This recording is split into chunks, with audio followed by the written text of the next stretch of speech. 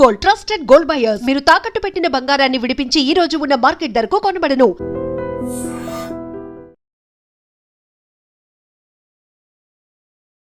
నమస్కారం, welcome to I dream. ధర్మ మార్గం విత్ విజిత కార్యక్రమానికి స్వాగతం.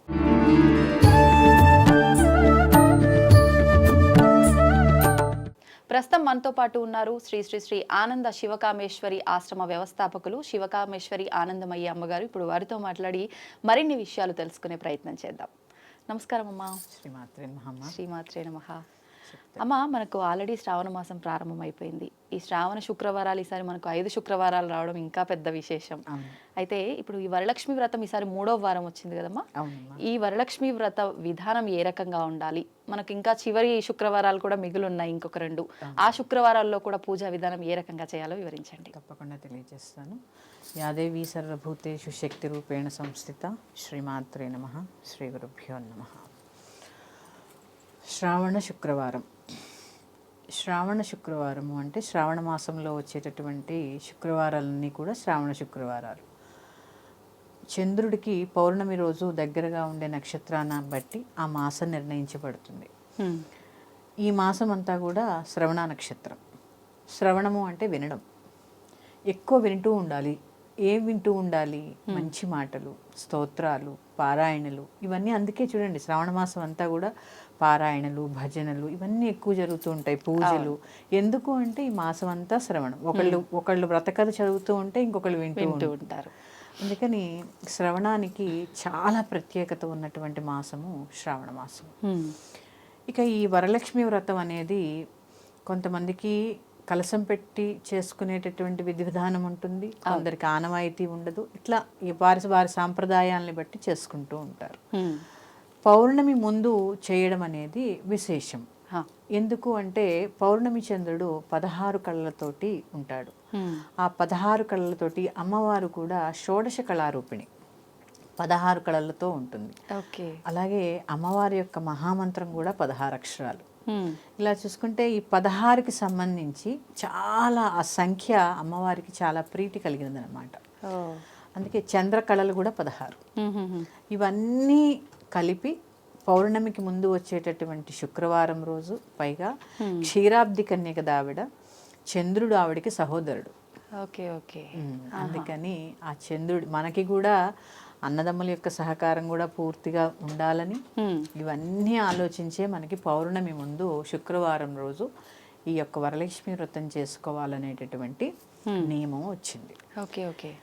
ఈ నియమము మామూలుగా మనకి కల్పోక్త ప్రకారము, చూడండి, ఏ వ్రత కథ మనం మొదలుపెట్టినా, సత్యనారాయణ వ్రతకల్పం కానీ, ఈ వరలక్ష్మి కానీ, వినాయక వ్రతకల్పం కానీ, ఏదైనా సరే కల్పోక్త ప్రకారము అని చెప్పడం జరుగుతుంది.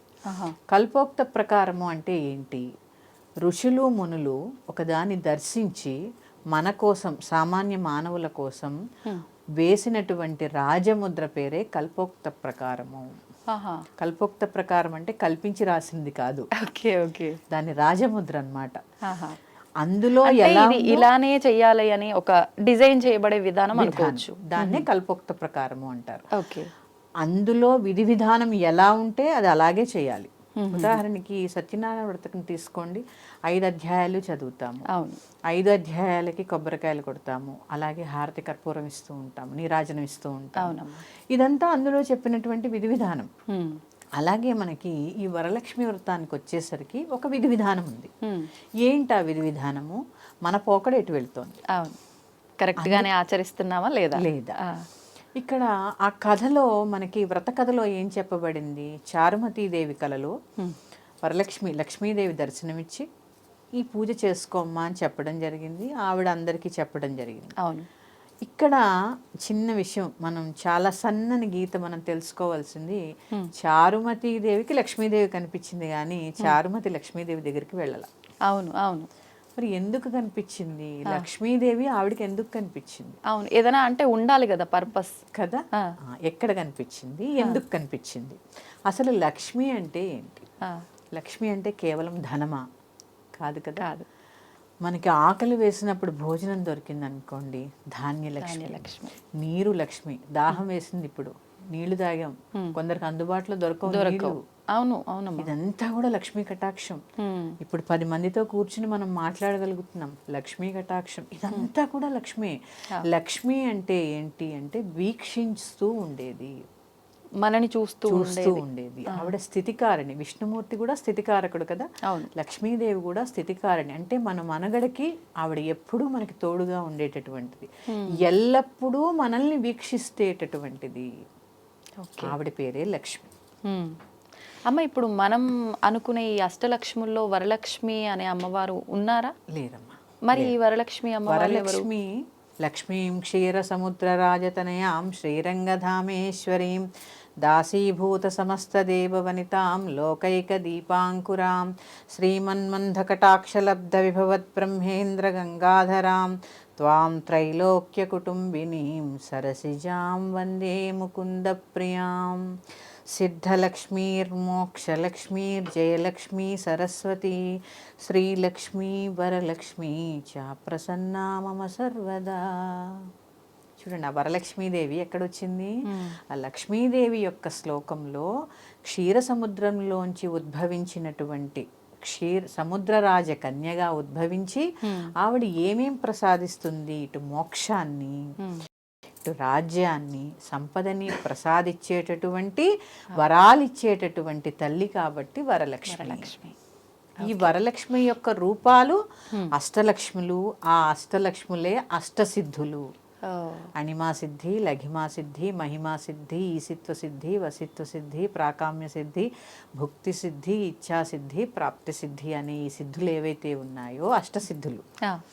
ఈ అష్టసిద్ధులు కూడా లక్ష్మీదేవి యొక్క, అందుకే కొన్ని సందర్భాల్లో లక్ష్మీదేవి పూజ చేసేటప్పుడు ఈ సిద్ధులకు కూడా పూజ చేస్తారు. అంటే ఏ రూపంలో అమ్మ? మంత్ర రూపంలోనా, లేదంటే ఎలా ఏదైనా ఆవాహన చేసి సందర్భంలో అణిమా సిద్ధేన్ నమః, లఘిమా సిద్ధేన్ నమః, ఇవన్నీ ఆవిడకి చేస్తూ ఉంటారన్నమాట మహాలక్ష్మి పూజలు. అలాగే అనఘావ్రతం చేయబడుతుంది. అనఘాలక్ష్మి అష్టమి రోజు, అష్టమి మార్గశిర అష్టమి రోజు చేయబడుతుంది. అందులో కూడా ఈ సిద్ధులని, ఈ అష్టసిద్ధులని కూడా అందుకని ఆవిడ పేరు అనఘాలక్ష్మి. అంటే ఇవన్నీ కూడా ఆవిడ దగ్గరే ఉంటాయి, లక్ష్మీదేవి సొంతం అవన్నీ. ఇలా తీసుకుంటే ఏది కావాలి అన్నా కూడా ఆవిడే ప్రసాదిస్తూ ఉంటుంది. ఎందుకంటే మనల్ని సర్వవేళలా వీక్షిస్తూ ఉంటుంది కాబట్టి. ఇక వరలక్ష్మీదేవి యొక్క ప్రత్యేకత ఏంటి? చారుమతికి ఎందుకు కనపడింది? చారుమతీదేవి లక్షణం ఏంటి కథలో? అందుకే పూజ చేసే ముందు అందరూ ఒకసారి వ్రతకల్పం చదువుకోవాలి ముందుగానే. సూర్యోదయాత్ పూర్వమే నిద్రలేవడం, స్నానం చేయడం, ఇంటిని శుభ్రపరచుకోవడము, అలాగే ముందు భర్తకి పాదములకు నమస్కరించి పువ్వులతో పూజ చేసి అక్కడి నుంచి కాఫీ తాగడానికి ఒంటింట్లోకి వెళ్ళలేదు ఆవిడ. అత్తమామల్ని సేవించి ఇరుగు పొరుగు వారితో గయ్యాళిగా కాక చక్కగా స్నేహంగా ఉంటూ మితంగా మాట్లాడుతూ తన దగ్గర ఉన్న దాన్ని 10 మందితో పంచుకొని, ఈ లక్షణాలన్నీ కలిపినటువంటి సులక్షణ కాబట్టి లక్ష్మీదేవి ఆవిడికి కలలో సాక్షాత్కరించింది. అంటే ఇవాల్టి రోజుని వరలక్ష్మి వ్రతం అంటే చాలా ఖర్చుతో కూడుకున్నది. అవును, పట్టు చీరలు, నగలు, పేరెంటము, లేకపోతే రిటర్న్ గిఫ్ట్స్, ఇలా తీసుకుంటే అసలు ఒక 2-3 నెలల నుంచి మొదలు ప్లానింగ్ 3 నెలల ముందు నుంచి. లాస్ట్ ఇయర్ ఏ థీమ్ చేసాము, ఈ సంవత్సరం ఏ థీమ్ చేయాలి, అంతే. కొత్తగా ఎలా చేయాలి అంటే కల్పోక్తంలో ఏమిచ్చారు అనేది అవసరం లేదు ఇప్పుడు. అంటే నిజంగా మీరు అన్నట్టు ఇంత ఆడంబరం అవసరం అంటారా? దీన్ని ఈ పోకడ వల్ల మన ధర్మం కూడా దెబ్బతినేటటువంటి పరిస్థితి మనం చేతులారా తెచ్చుకుంటున్నాం. ఎలా అంటే అమ్మా చూడండి, చారుమతి కలలో కనిపించిన వెంటనే మొదటగా వచ్చి అత్తమామలకి భర్తకి చెప్పారు. అవును, చెప్పిన తర్వాత ఆవిడ చుట్టుపక్కల వారికి కూడా చెప్పారు, లక్ష్మీదేవి నాకే కనపడింది, నేను ఒక్కదాన్నే వ్రతం చేసుకోవాలనుకోలేదు. ఆ స్వార్థ బుద్ధి కనిపించలా. అందరికీ చెప్పి 10 మందితో కలిపి వ్రతం చేసుకున్నారు. ఈ వ్రతం చేసుకునేటప్పుడు ఆఖరిలో ఒకటి ఉంటుంది, ప్రదక్షిణ. ఈ ప్రదక్షిణ ఇప్పుడు మనం చేస్తున్నామా? దేవి చుట్టూ ప్రదక్షిణ చేయమని ఖచ్చితంగా ఉంది అందులో. వరలక్ష్మీదేవి చుట్టూ మొదటి ప్రదక్షిణ చేయగానే కాలికి గల్లుమని పట్టీలు వచ్చాయని, రెండో ప్రదక్షిణకి బంగారు గాజులు వచ్చాయని, మూడో ప్రదక్షిణకి మొత్తం ఐశ్వర్యం అంత అష్టైశ్వర్యాలు ప్రాప్తించాయని చెప్పి చెప్పడం జరిగింది. అవునమ్మా. మనం ఏం చేస్తున్నాము, ఒక గోడకి పెట్టేస్తాము దాన్ని. ఈ పెట్టే విధి విధానం కూడా ఏంటి, కల్పోక్తంలో చెప్పింది ఆవు పేడతో అలకడం, దాని మీద పీట ఏర్పరచడం, ఒక రవికిల గుడ్డ పరచడం, బియ్యం పోయడం, పంచపల్లవాలు అంటే మామిడి, రావి, బిల్వం ఇట్లా మారే ఇవన్నీ కలిపినటువంటి కలశాన్ని ఏర్పాటు చేసి కలశంలో నీటిని నింపుతాం. అవునా? అవును. ఈ నీటిలో ఎవరిని ఆవాహన చేస్తాము, వరుణదేవుణ్ణి ఆవాహన చేస్తాం. గంగే చేమనే చేవా గోదావరి సరస్వతి నర్మదే సింధు కావేరీ జలేస్మిన్ సన్నిధన్ కురు అని చెప్పి గంగను ఆవాహన చేసి కొబ్బరికాయ పెట్టి కలశాన్ని ఏర్పాటు చేస్తాం. ఈ కలశం ముందు అమ్మవారు ఉంటుంది, కలశం లోపల ఉండదు. కలశం లోపల వరుణదేవుడు ఉంటాడు. కానీ అందరము భావించేది అందులో అమ్మవారే ఉంటారు అని. కలశం ముందు భాగంలోనే ఇప్పుడు ఏ వ్రతం చేసుకున్నా అంతే అమ్మా, కలశంలో వరుణదేవుడిని ఆవాహన చేస్తారు, కలశం ముందే భగవంతుడు ఉంటాడు. Okay okay. కలశాన్ని ఆనుకుని భగవంతుడు ఉంటాడు. కానీ అమ్మ ఇప్పుడు కొన్ని ప్రాంతాల్లో కలశం లోపల బియ్యం పోసేవారు కూడా ఉన్నారు. అది కరెక్ట్ పద్ధతేనా మరి? అంటే ఇప్పుడు చూడండి, ఇవన్నీ కూడా పంచభూతాలే కదా. అవును. బియ్యం ఎక్కడి నుంచి వచ్చాయి, భూమిలోంచి. నీరు, గాలి, గాలి కొంతమంది ఖాళీగా పెడతారు, కూడా కొంతమంది అగ్ని కావాలంటే కర్పూరం వేస్తారు. ఆ కర్పూరం వేసినప్పుడు ఏమవుతుంది, ఆవిరైపోతూ ఉంటుంది కదా వేడికి. ఇదంతా కూడా ఏంటి, పంచభూతాలతో కూడినటువంటిది. నీకు ఏది ఇష్టమో అది, నీ సాంప్రదాయాన్ని బట్టి, మీ ఇంటి సాంప్రదాయాన్ని బట్టి అక్కడ ఏది అలవాటు ఉంటే అది. కొంతమంది నీరు పోస్తారు, కొంతమంది మీరన్నట్టు బియ్యం పోస్తారు, కర్పూరం, పచ్చ కర్పూరం వేసే వాళ్ళు కూడా ఉన్నారు. ఇదంతా ఏంటి, వారి వారి సాంప్రదాయాల్ని బట్టి. అవును, ప్రాంతీయ ఆచారము, వాళ్ళ ఇంట్లో ఉండే ఆచారము అదంతా కూడా ఉంటుంది కదమ్మా. అలాగే ఇక్కడ పంచపల్లవాలు ఏర్పరచాలంటే మనకు ఉన్న, ఇప్పుడు మనం సిటీలో ఉంటాం, దొరకకపోవచ్చు. అవును. కనీసం మామిడాకులు లేదా ఒక 5 తమలపాకులు ఖచ్చితంగా పెట్టి దాని మీద కలసం ఏర్పరచాలి. ఇదంతా విధి విధానం. దీన్ని వదిలేసి ఇంతింత ఎత్తు బొమ్మలు పెడుతున్నాం, ఎక్కడా లేదు, వ్రతకల్పనలో లేదు బొమ్మ. ఎందుకంటే పూర్వం వరలక్ష్మితం చేసుకుంటున్నప్పుడు కొబ్బరికాయ పెట్టి దానికే సరదాగా ముక్కు చెవులు పెట్టేవారు, ఆ కొబ్బరికాయకే తప్ప కాళ్ళు చేతులు అతికించలా. ఇప్పుడు కాళ్ళు దొరుకుతున్నాయి, చేతులు దొరుకుతున్నాయి. అవును. సరే అతికిస్తారమ్మా, ప్రాణప్రతిష్ఠ చేస్తారు. అతికించిన దాంట్లో ప్రాణప్రతిష్ఠ ఎలా చేస్తాం అంటే, అమ్మవారికి అన్ని విరిగి ఉంటాయా అంటే, విడివిడిగా ఉన్నప్పుడు అది చేయకూడదు. ఆగమశాస్త్రం ప్రకారం చాలా తప్పు. ఇప్పుడు చిన్న ఉదాహరణ, మన ఇంట్లో పగిలిన విగ్రహాలను పెట్టుకుంటామా? మరి కొన్ని భిన్నం కదమ్మా, అంతే. భిన్నమైనవన్నీ అతికించి ప్రాణప్రతిష్ఠ చేయడం కూడా దోషమే. ఒకవేళ మీరన్నట్టుగా అలా ప్రాణప్రతిష్ఠ చేయడం అదంతా కాకుండా కలశ రూపంలో పెట్టి, ఫోటో రూపంలో పెట్టి, ఇది ఓన్లీ మనకు ఒక చూడడానికి అలా బాగుంటుంది కదా అలంకరించుకోవడం, అలా ఏమైనా చేసుకోవచ్చు? అవసరం లేదు. ఇక్కడ ఎందుకు అంటే, అసలు కలశారాధన ఎందుకు? ఇప్పుడు గౌరీదేవి ఉందమ్మా, పసుపు ముద్ద చేస్తాం. అవును. రాతిలో పూజిస్తాం. మీకు చూసారో లేదో, రాతి గౌరీదేవి ఉంటుంది. అది ఆనవాయితీగా వంశపారంపర్యంగా మా అత్తగారు నాకు ఇచ్చారు. చిన్న గౌరీదేవి, చిన్న రాతి వినాయకుడు. ఇవాళ నా నుంచి నా పిల్లలకి అంటే గౌరీదేవిని రాతిలో మనము పూజిస్తున్నాము. అలాగే గణపతి ఉన్నాడు, మరి 4 చేతులు ఉంటాయి, తొండం ఉంటుంది, మూషికం ఉంటుంది. మరి పసుపులో ఎలా ఆరాధన చేస్తున్నాం అంటే, ఇక్కడ ఏంటి అంటే భగవంతుడు నిరాకార స్వరూపుడు అని మనల్ని తెలుసుకోవడం కోసమే ఈ వ్రతాలన్నీ. ఆయనకి ఎక్కడుంది రూపం, ఎక్కడుంది? లేదు, మనం సృష్టించుకున్నదే. అంటే అలా అని అక్కడ లేనిది ఇక్కడ లేదు, ఇక్కడ లేనిది అక్కడ లేదు. మనకి ఎలా కావాలన్నా అలా కనపడతారు.